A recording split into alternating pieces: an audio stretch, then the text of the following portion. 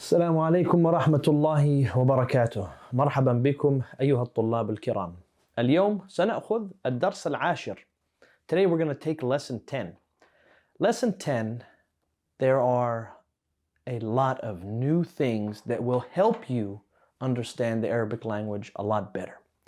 They are introducing more pronouns, how to say things like his and yours, how to attribute things to certain people. So you're gonna pick up a lot in lesson 10.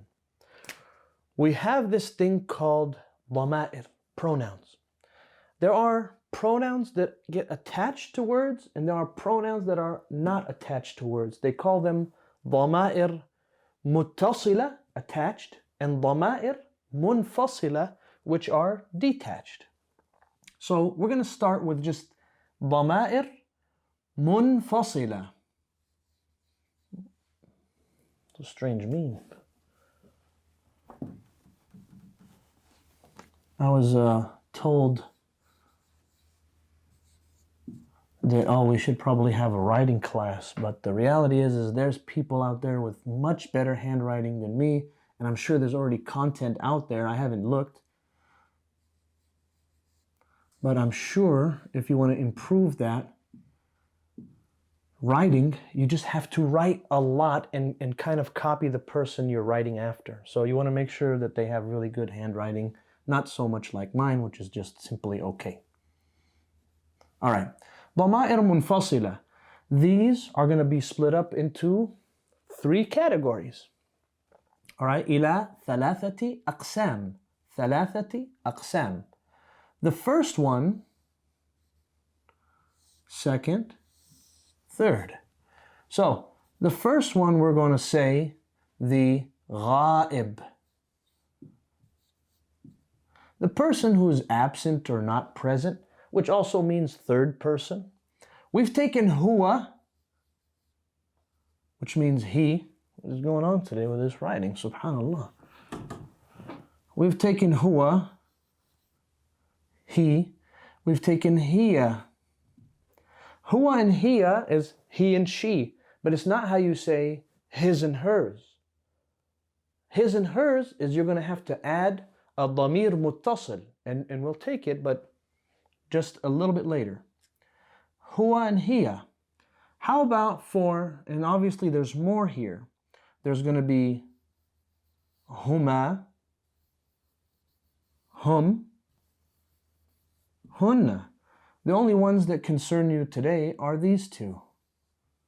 Huwa and hiya. This is both of them. They feminine.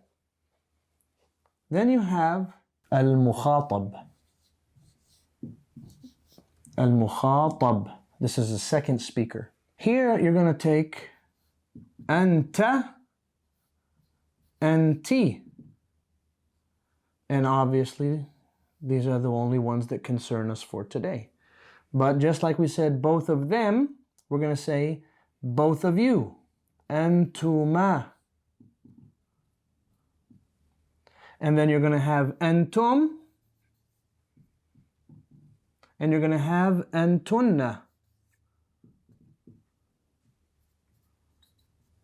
Okay? Now, the only ones that concern you are anta and anti for today. Huwa and hiya. And finally, al-mutakallim is first speaker.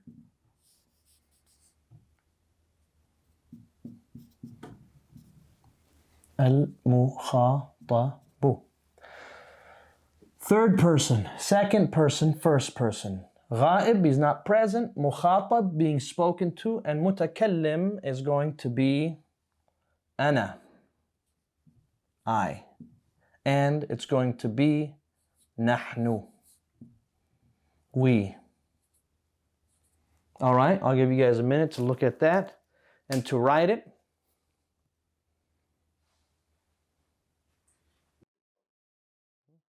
All right, so here you have 1, 2, 3, 4, 5, 5, and 12. There's 12 pronouns here, okay?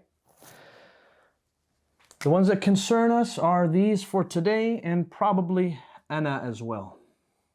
Let's read a little bit of the dialogue and then we'll get into ضمائر متصلة. It'd be much better that way. He starts out الدرس العاشر starting with حامد. من أنت? We're talking to him. من أنت? Who are you? Masculine. أنتِ is feminine. It's still you, but it's feminine.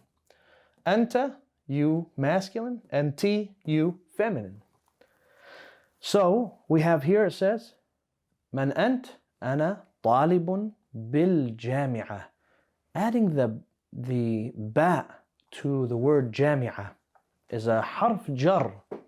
Let's erase this real quick and then we're going to go ahead and explain that حرف جر ba.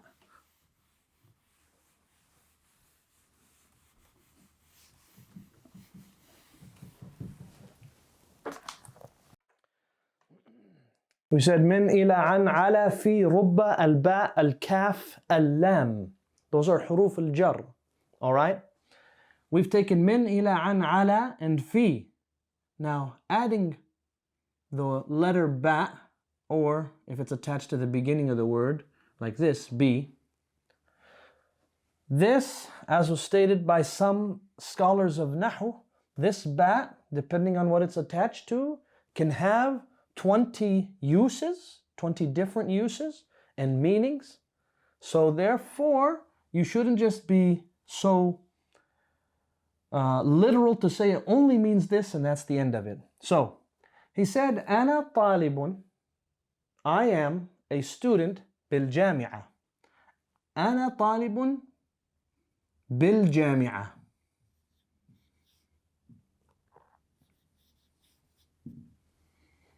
All right, so we added ba to al-jami'ah to say I am a student. Did he say in the university or at the university? All right, so here he's using this ba to mean at. Sometimes this ba could be used to mean in. All right, but here this is how we're going to use the ba to mean at the university. أنا بالمسجد. I am at the masjid. What if somebody wants to say, I am a student in the university, and he decides, let's just do this so there's no confusion. He decides to use في. أنا طالب في الجامعة.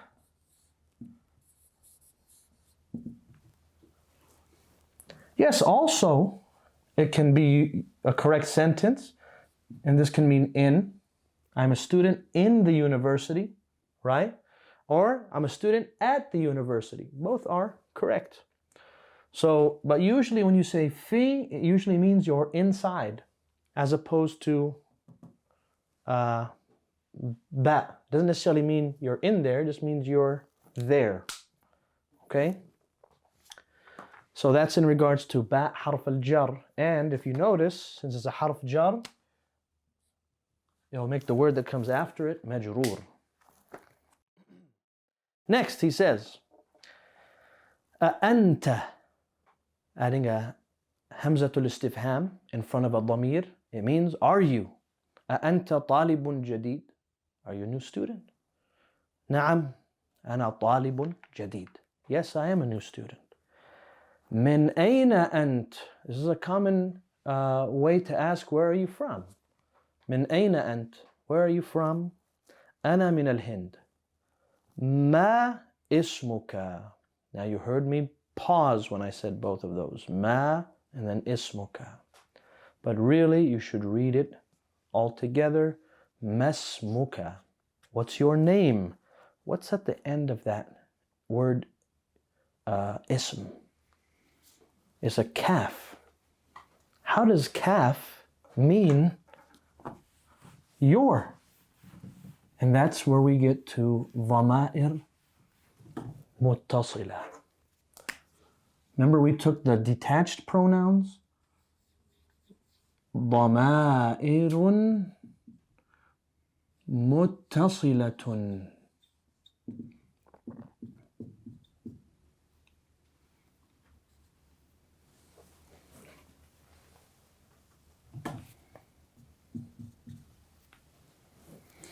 Attached pronouns. Now, we're only going to look at the ones that we are going to take in the lesson.